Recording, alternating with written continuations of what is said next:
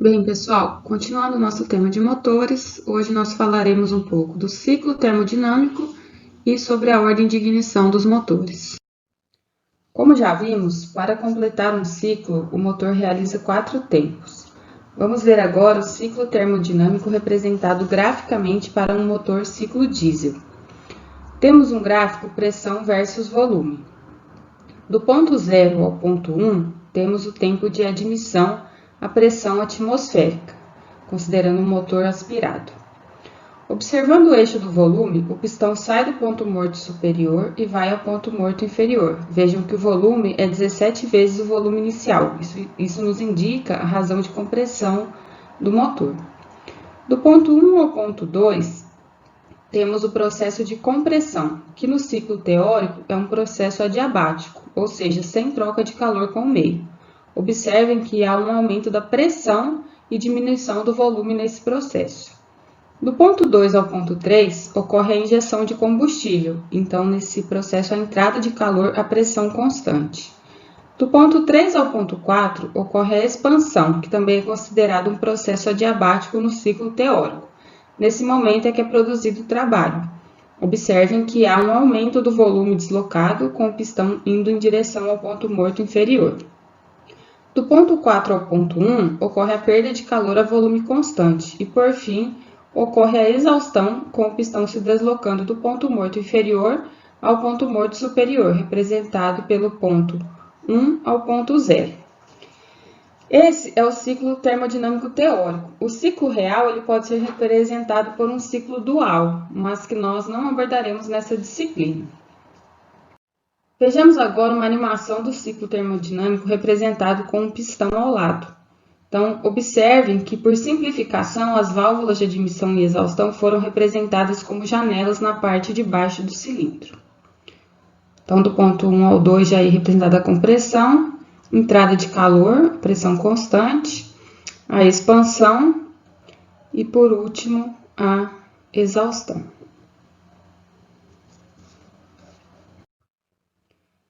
Nós podemos calcular o trabalho realizado em um ciclo do motor pela seguinte equação.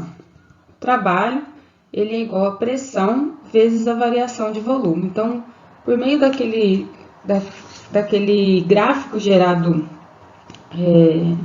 no slide que a gente viu anteriormente, a gente calcula o trabalho realizado. Então, pressão vezes a variação do volume.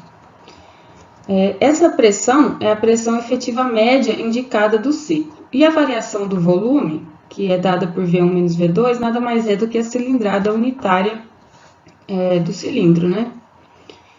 Para calcular a potência gerada em um ciclo do motor, que nada mais é do que o trabalho realizado por unidade de tempo, nós temos o seguinte. A potência ela é igual ao trabalho realizado em um ciclo vezes esse N sobre 1x. N representa a rotação do eixo e x refere-se ao ciclo operacional do motor, ou seja, se o motor é de 4 tempos ou 2 tempos. Se for de 4 tempos, o x deve ser igual a 2, pois para completar um ciclo, o motor precisa de 2 revoluções do eixo virabrequim. E se for um motor de 2 tempos, a gente usa o x igual a 1. Como vimos, o trabalho ele é igual à pressão efetiva média vezes a cilindrada unitária. Então, nós podemos desmembrar a equação ficando da seguinte maneira. Pressão efetiva média vezes a cilindrada unitária vezes a rotação do motor dividido por x. Então, vejam bem. Aqui nós estamos usando a cilindrada unitária, pois estamos deduzindo a equação de potência para um cilindro. Mas se a gente quiser calcular a potência no motor, basta a gente utilizar a cilindrada do motor, ou seja, basta multiplicar a cilindrada unitária pelo número de cilindros que a gente tem no motor.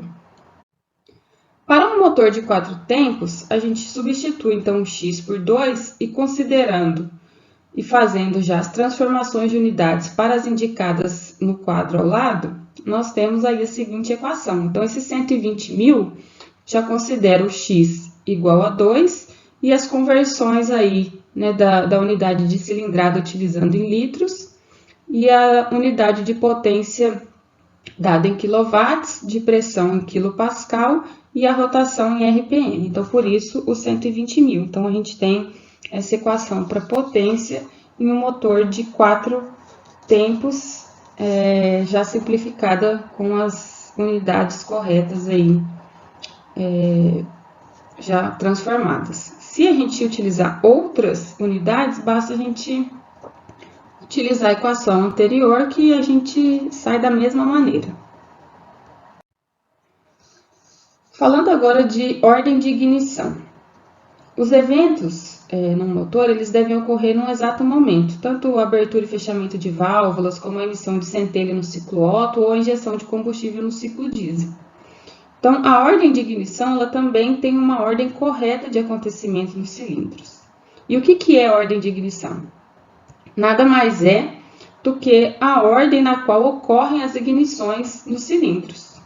Então, visando obter um funcionamento mais uniforme em relação ao fluxo de potência, os pistões no motor de 4 cilindros, eles movem-se em sentidos diferentes. Então, para o exemplo dado, o pistão 1 e 4 movem-se em um sentido e os pistões 2 e 3 movem-se no sentido oposto.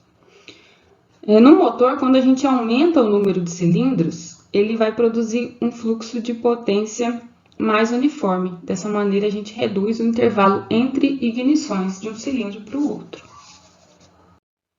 A convenção para a numeração dos cilindros é sempre da polia para o volante. Então, o cilindro 1 sempre vai ser o cilindro mais próximo da polia e o cilindro 4 o mais próximo do volante do motor, isso considerando o motor com 4 cilindros. Então, vejamos o exemplo para a ordem de ignição de um motor de 4 cilindros. A ordem de ignição é a 1342. Nós poderíamos ter também 1243, são as duas únicas opções para um motor de 4 cilindros. A mais comum é a 1342. Então, o que isso quer dizer, essa ordem de ignição? O primeiro cilindro que entra em ignição é o cilindro 1, depois o cilindro 3, depois o cilindro 4 e, por último, o cilindro 2.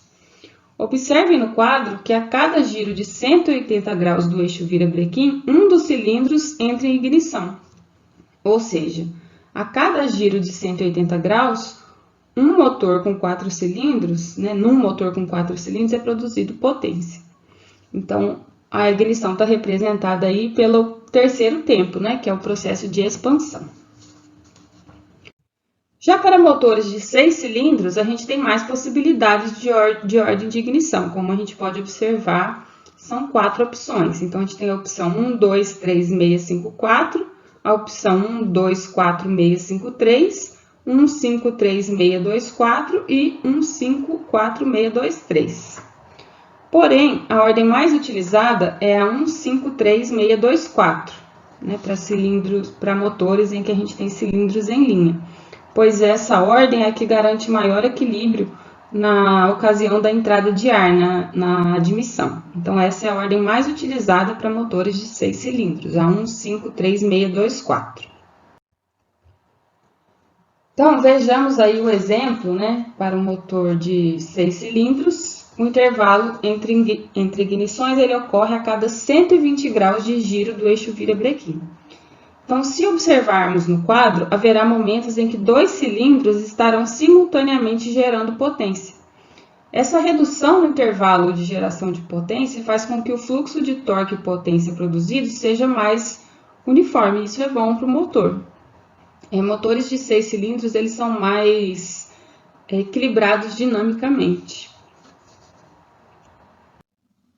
Bem, com isso nós finalizamos mais uma parte dos estudos dos motores. Qualquer dúvida é só entrar em contato por e-mail.